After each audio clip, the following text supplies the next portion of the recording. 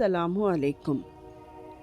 नूरगढ़ पहाड़ों और झीलों के दरमियान बसा एक खामोश सा गांव था। यहाँ के लोग सादा दिल, कुदरत से जुड़े हुए और खामोश तबीयत के थे। उस गांव में रहती थी मैज़ा, एक खामोश लड़की जो स्कूल के बच्चों को पढ़ाती थी और हर शाम गांव के पुराने आम के दरख्त के नीचे बैठी आसमान को तकती रहती।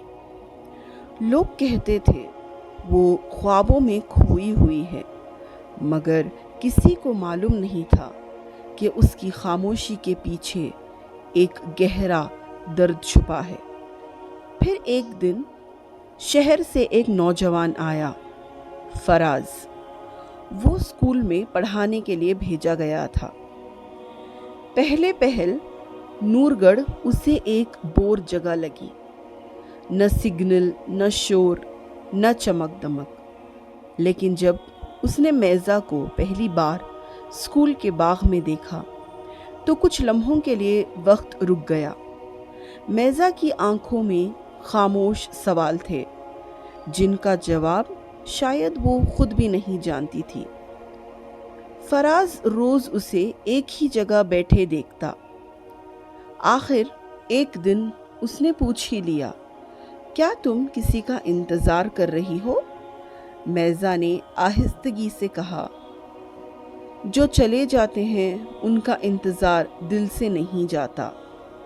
फराज खामोश हो गया। मैज़ा की बात सीधे उसके दिल में उतरी। उसी दिन से वो खुद हर शाम मैज़ा के करीब जा बैठता।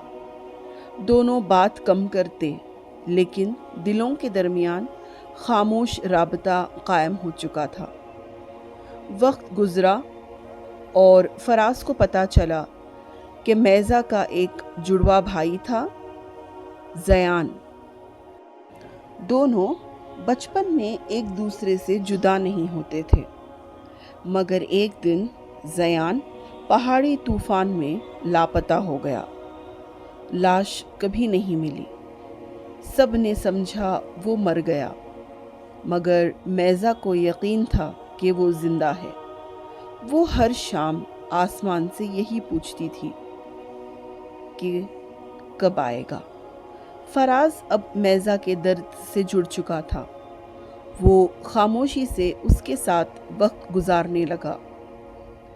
वो जानता था कि वो मैज़ा के दिल में किसी और के लिए जगह है, लेकिन फिर भी वो उसके करीब रहना चाहता था।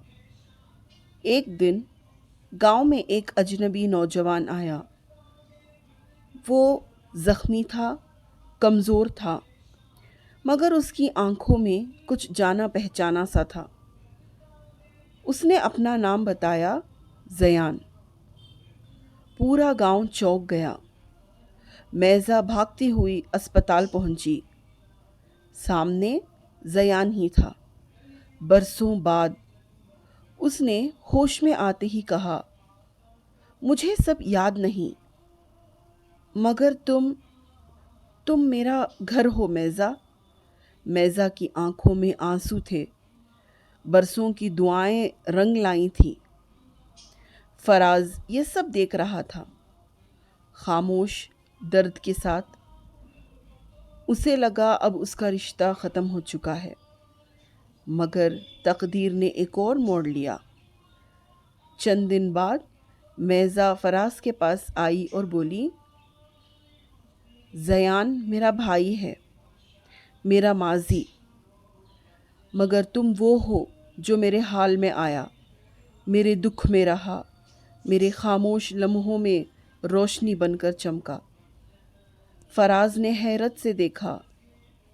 अगर मैं अब आसमान नहीं देखती तो इसलिए कि मेरी दुआएं ज़मीन पर पूरी हो चुकी हैं तुम में। फराज ने उसका हाथ थाम लिया। उस लम्हे नूरगढ़ का आसमान रोशन हो गया, जैसे कायनात ने खामोशियों का जवाब दे दिया हो। कुछ खामोशियाँ सदा बन जाती हैं और कुछ चेहरे वो रोशनी जिनके बग़ैर ज़िंदगी अंधेरी रहती है। جب انسان کسی کے درد میں شریک ہوتا ہے تو وہی درد محبت میں بدل جاتا ہے۔ کبھی کبھی خاموشی سب کچھ کہہ جاتی ہے، اور کبھی کوئی اجنبی زندگی کی سب سے قریبی پہچان بن جاتا ہے۔ محبت صرف لفظوں سے نہیں، خاموش ساتھ سے بھی ہوتی ہے، اور انتظار جب سچ ہو جائے تو دعا سے زیادہ قیمتی کوئی چیز نہیں لگتی۔ اگر آپ کو یہ کہانی دل کو لگی ہو تو ہماری کوشش کو سراہیں، لائک کریں، سبسکرائب کریں، اور نیچے کمنٹس میں ضرور بتائیں کہ آپ کا پسندیدہ لمحہ کون سا تھا۔ ہم جلد آئیں گے ایک اور نئی دل کو چھو لینے والی کہانی کے ساتھ۔ تب تک یاد رکھیے گا، محبت لفظوں میں نہیں، خاموشی میں چھپی ہوتی ہے۔